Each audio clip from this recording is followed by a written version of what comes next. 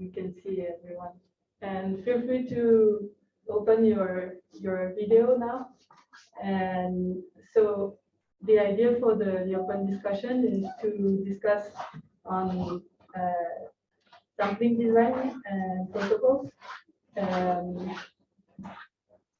Please keep it short if you have a comment, and feel free to discuss any topic regarding this question. I think the two talks we had today really helped in presenting some of the challenges that we face when we are setting up acoustic monitoring. So if you had other questions on the talks, also you feel free to ask those questions directly. And don't raise your hand all at the same time. It's okay.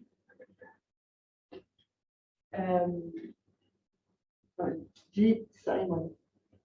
No, I think it's the picture.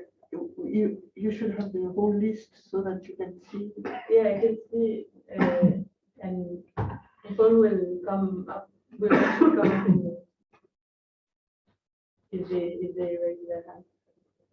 So, did you see? Sorry, no, the G. Simon is waiting. no. Oh, it's not. It's It's a pointer. Oh, it's a pointer. Oh. So I think one thing that I wanted to discuss actually on the topic is first, I think your presentation, Luis, was really good because we need to, like, a lot of people studying passive acoustic monitoring are very focused on this technique because it's a new technique and it's a lot of work to design it, to apply it, to get results from it. But we also, I think, need to think about how we can maybe combine all this data. And it's not always easy because, for example, the scale of data is very different. So sometimes it can be, I guess, difficult to compare and to combine this kind of data. So I don't know, you have some experience with that. Do you think? The thing is, it's not often common to have the chance to have different observation schemes in the same place or approaches. But when you aim at having, I mean, I was mostly thinking of a situation where you aim at having something medium to long term, where you have a project, thinking, for example, the government project, where one of the aims was, okay, let's think of how we could deploy biodiversity monitoring sensors in campuses or in places with human activity. And there's two things. I think often you want to have more complex methods, not so often, but at least in the deployment phase, so you can calibrate less intensive, less expensive methods, and perhaps do a regular scheme in which you, every certain period, you use again these methods to obtain this spatial integration or this validation, calibration, ground truthing, etc. For me, the main message was to think carefully about the different ways of doing the work that provide you with detailed data to derive the observations you want from indirect methods, because these sensors are one of these indirect methods. And at the same time, to profit from the spatial integration that remote sensing provides and temporal integrations that the sensors. But very often the sensors do not measure what you want to measure. They give you an indirect variable. And then these additional observations can help you translate. Now, my feeling with the audio sensors is that because it's such a new field, they are starting with a limited set of things. It's only focused, for example, on species detection and monitoring of activity. But they can do much more if they are adequately supported by other methods. And that's really analogous to what happened with video and camera traps. That at the beginning was more to check whether species were present or the activity was high or low and some species interactions. And now the methods developed provide you really complex things like density estimates that if you try to do it with other methods are very expensive to obtain. You have to do transits clearly, or to put GPS color and so on. So I think the field is likely to grow a lot and with adequate methods to provide this low cost complex estimate. But you need to plan it carefully. And we need a lot of methodological work for that. Yeah. I think that really is quite relevant what you are saying, because usually, because as Camille also commented, right, it's more often to see people using a single method, because obviously you need to learn how to apply it. This involves a lot of training and so on. But I think it's important not really on a single method, not only because your estimates are going to be better when you use several methods, but also because you can get different type of information, right? And while acoustic sensors give you some benefits and they have advantages in some way, they have also some disadvantages. And because you are focused only on individuals that are producing sounds, so there are much biodiversity there that you will not get with those sensors. Also, they are not moving, so they are usually fixed sampling points. So, for instance, the traditional techniques offer a wider range of options to get information. Like someone in the field can take a DNR or I don't know, many other things. But these new methods are not able always to do that. So that's I think it's important, because at the end is a complementary methods, some way, no alternative methods. And usually we see many studies focus on a single technique, which is great because we need to develop this, but probably integrating several tools will be great in the future for getting a better view of what's going on the ecosystem. But it's challenging. That said, I mean, one thing I see a lot of concept, for example, about prices. And I must say these passive sensors, they look expensive, but if you compare them with the cost of doing field surveys, so I mean, I will advise people whenever they consider prices and so on, to do the calculation of the cost of field surveys and the information they get. And another issue is when you do field surveys, very often disturbance caused by the observers biases the survey, and the survey tends to be very short time. So if you're unlucky and you do the survey in the wrong moment, then you may get only biased results. And all these are much better with passive because either visual or audio. So I think they are a really good tool, especially if the prices start to go down a bit, because in the beginning they were really expensive. But I think when the prices allow for the deployment of several of them, like and with some spatial design, they are going to allow for very good work. I think the limiting factor will be processing signal detection in all the three: audio, a bit less in ultrasound because it's more standard, and also in these phone recorders is where we need to put our password. Because you accumulate lots of recordings, and then processing is always the bottleneck, and processing is much more costly than the cost of the recording. Especially in terms of time and effort. Yeah, the thing is, time is money, but we tend to, I mean, we see the price of the thing and we think it's high, but if you then calculate the actual money cost of processing, it's not much higher. I agree that here we talk about data collection, right? Which is the easiest part of the thing. For sure, the challenging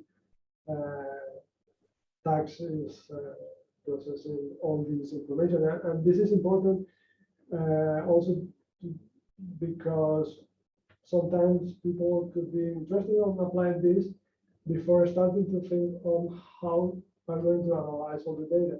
And it's important to consider both phases of the programs, right? How are you going to deal with this amount of files at the end for getting the real information that you want to get from them?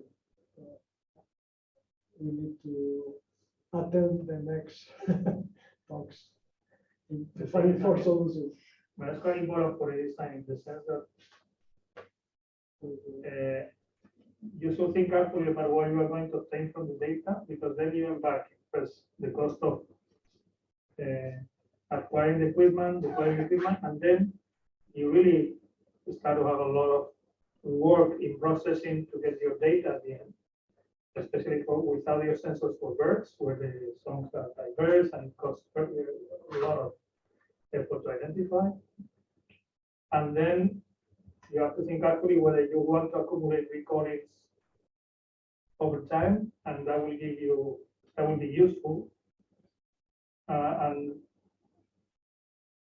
think and whether you can do sampling over time, rotate over space, etc., to optimize that. Because if and translating the observation into data is a major effort. And I mean, we all have been there and often spend a lot of effort acquiring data that at the end were redundant and were not as useful as the effort we put into it. So I think that's happened to all of us. One key point also is if we can estimate the area in which we record when we use audio sensors, this will help a lot also for avoiding overlapping those areas and getting redundant information. So maybe with camera traps are easier to estimate which is the area in which you are sampling, because you have the image, probably you can calibrate that. With sounds is a little more tricky, especially if you are recording communities where you have many different species using different type of sounds with different sound pressures and different positions.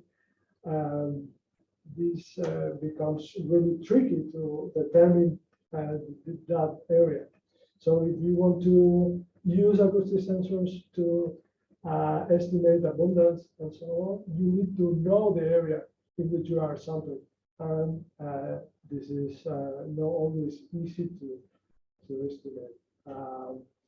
So if we were able to develop models on another tool that help people to apply this technique, I think also will help a lot for designing in the space these acoustic programs. And nowadays, this is still to be done. And the problem is, it's something that I think Daras and his colleagues have shown, and probably many people before, is for each species you have a different area. You have a different record the active area of your recorder, so, and each environment as well.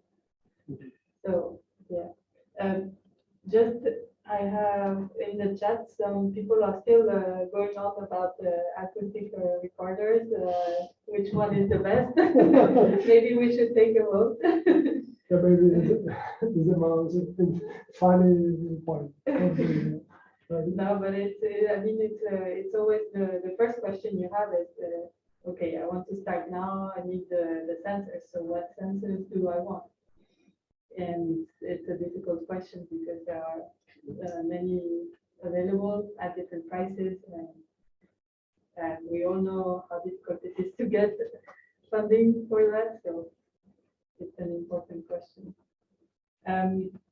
There was also a question from Rodrigo Lingao, asking Diego, what are the biggest challenge on the automatic recording project for Endurance in Brazil? Is it about the high number of recorders and the high number of researchers, the field conditions, which are completely different depending on where you are and where you're recording? Yeah, I mean, Yes. there are many things that are challenging because this is quite ambitious project and quite new also in terms of technology.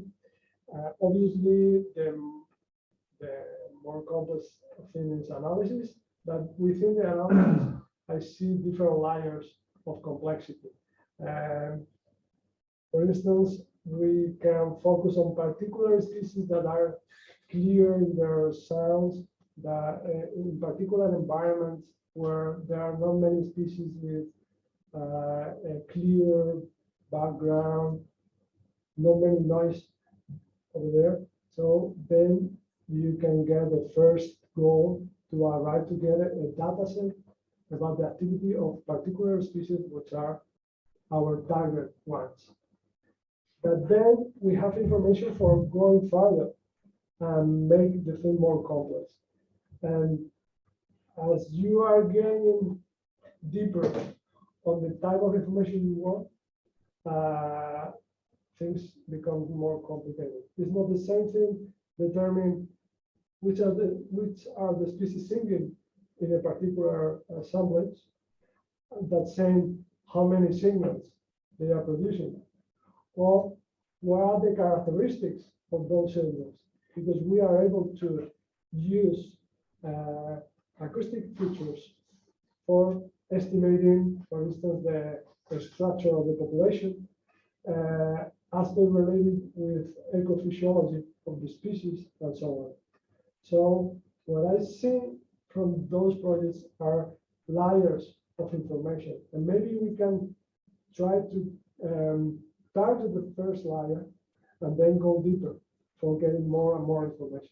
And all of that will depend on our capacity to analyze this automatically, because the amount of data is huge, and we obviously need automatic methods for going there.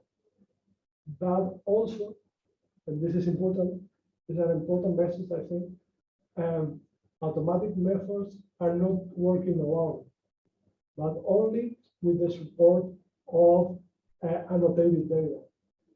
That means that we still need to manually identify and check and annotate our data set, at least a small portion of that, for make the models available and working efficiently. So all of that is different challenges, and I think we need to progress step by step, one by one, to go as deeper as possible.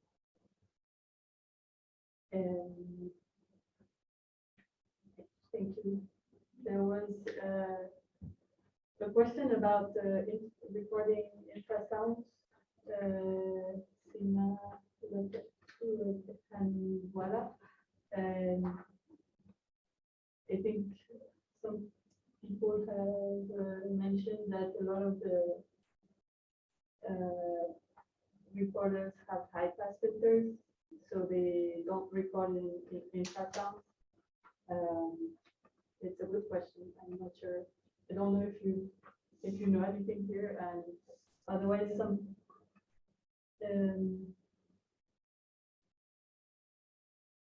Sorry, I'm going through the question, and then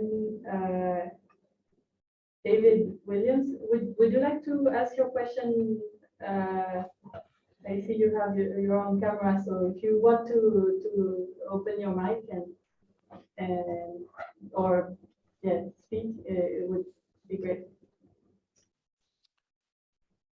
What I was talking about was just the possibility of not worrying too much about what equipment you're using, but to have standard methods to collect the data. And then you could actually set up a decent database where you could calibrate against the different equipment. So that way it gets around people not necessarily having access to the same machines. So you mean you sort of have a way to make the different the data collected from different types of recorders compatible, or is that? Well, you'd be able to potentially able to calibrate the results. And the example I would use is with insect traps, not acoustic ones, but by looking at how the different traps perform under standard conditions, you can then say, okay, if you're using trap X, this is how its results would compare to trap Y, so that you got a better handle on where you're going with whatever it is that you're trying to determine. Yeah, I think this is a really good point, and I know that Jérôme Suave and Sylvain Auper were developing something to make sure that the record, because one of the big problems when you're using different recorders is you have a different frequency responses of your microphones. So in the end, for example, the results of analysis like acoustic indices will be very different just depending on the sensor you're using. So if you have a way to convert somehow this and control for this frequency response, you probably are able to control for that. And as you said, the insect trap is a good example. Like, how do we make sure that we can combine all this data?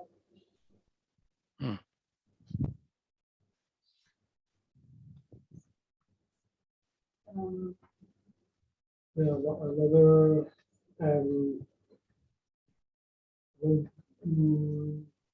characteristic of setting that is changing when we are using different sensor is audio gain, which also is going to influence the active space of the sensors. Well, we need to deal with that and try to see in the specifications from the manufacturer if audio gain, which setting we can choose in the different sensors to more or less make comparable the sensibility of the microphone, and then to more or less approximate the active space of the sensors.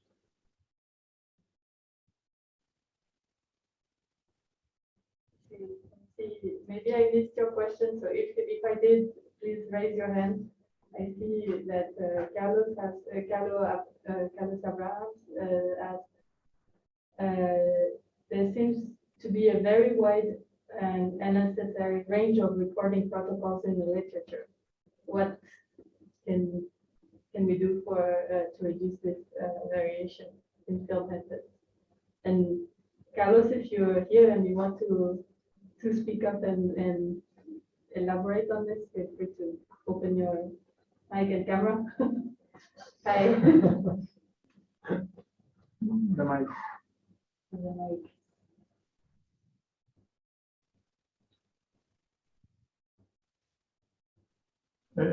like, you're still muted. Yes, I have got my microphone off. Yeah, it was coming back to one of the slides that Diego showed earlier with all the bubbles on for the different numbers of recording sessions per hour and how long they all were. And I think, yeah, there's so many different papers that have applied their own protocol, which is, and there's no real consistency, I think, in a lot of the data capture in the scientific literature. And it's just to allow us to compare results much better across a whole range of different studies. It'd be useful if we could, agree on a smaller set of protocols that are applied in different situations, and just wondering how you think that can be best achieved. Well, if you think there is a need for that, or whether you think variation is great in the first instance, and but if not, how can we try and reduce that to a sensible number of agreed protocols that allow better data sharing and comparison between studies? Yeah, I think it's a great point. I think, and it's a difficult one because, yeah, I think it depends a lot on the questions that you want to answer, I guess. And if we were to say this is the best protocol, it would be the best protocol for a specific application. Probably it would vary depending on the environment and many things. It's hard to say here is the perfect protocol. Let's all follow it. But then we also need to have things to make sure we can compare our data. Yes, and I mean, I thank Carlos this point because it is quite interesting and relevant, right? Maybe we will never find a perfect sampling, obviously, because we are losing information, and depending on the taxa and the questions, we need probably different protocols. But it's true that we still need more information for guide researchers that are applying these methods. How to determine those protocols. And maybe one way to make comparable the studies is to determine a species detectability. Because even if we have different type of protocols, if we determine the species detectability, this is at least a parameter that can make comparable between the studies, right? So I think it's something to be done in the future.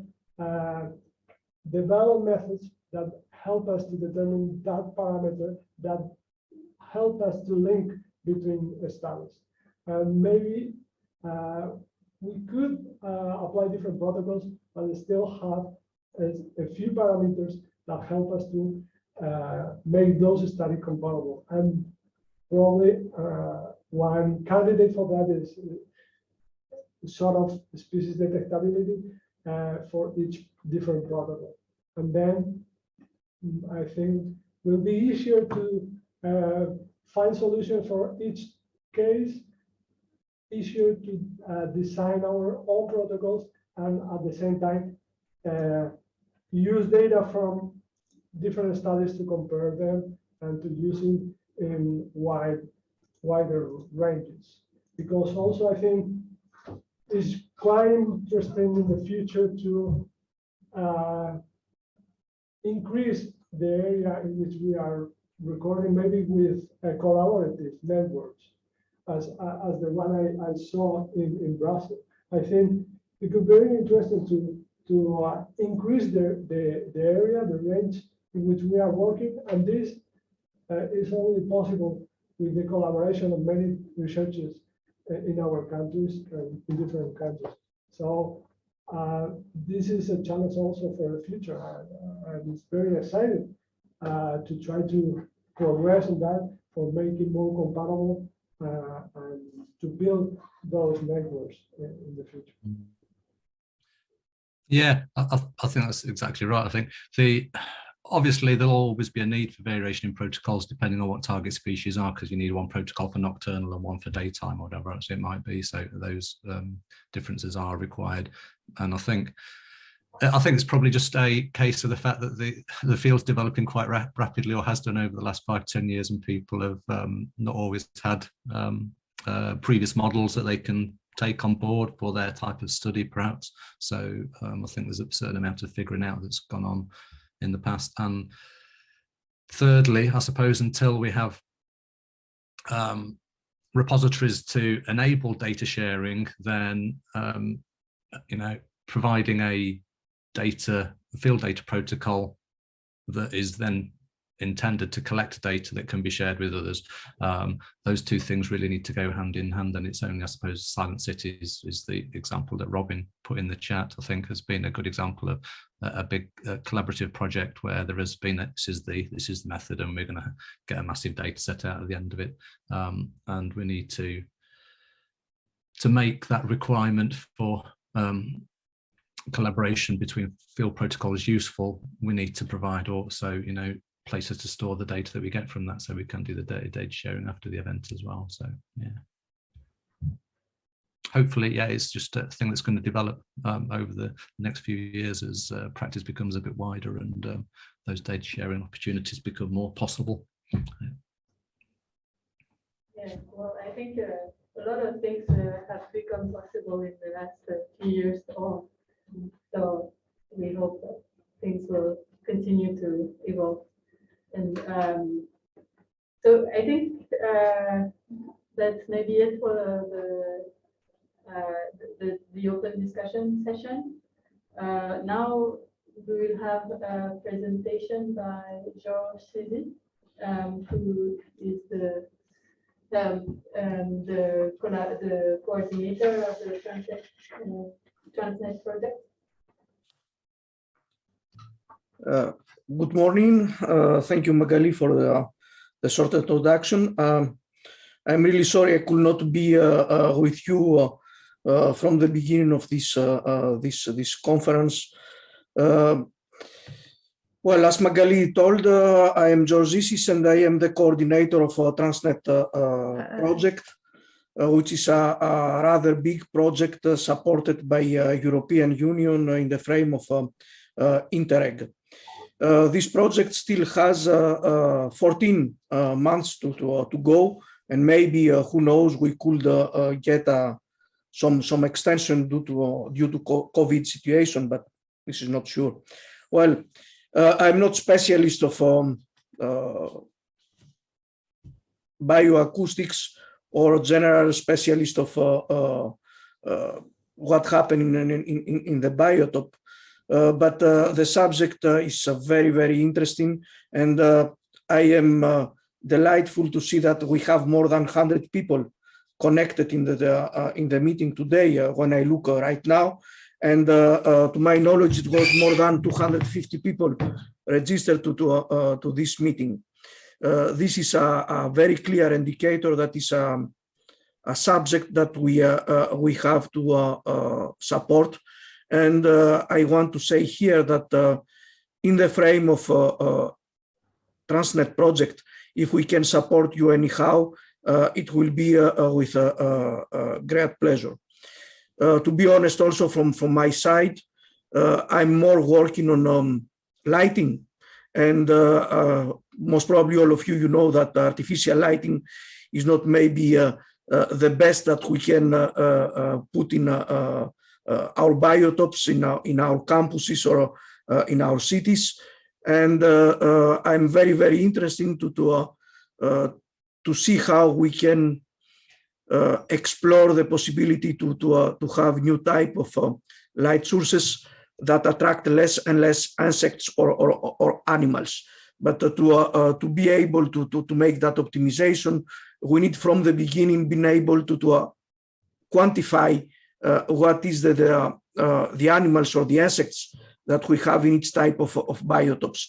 And most probably bioacoustics could be a very interesting tool for us. Well, that was just a parenthesis, but if some of you want to discuss such type of applications, concrete application for city lighting, please feel free to contact me. I will put right now in the chat my email address, and send me an email, and then we can discuss. Well, once again, thank you, all of you being here, and continue that way, and continue have a very nice day with this event today. Thank you. Magali, it's up to you. Thank you, John. Thank you. You are welcome.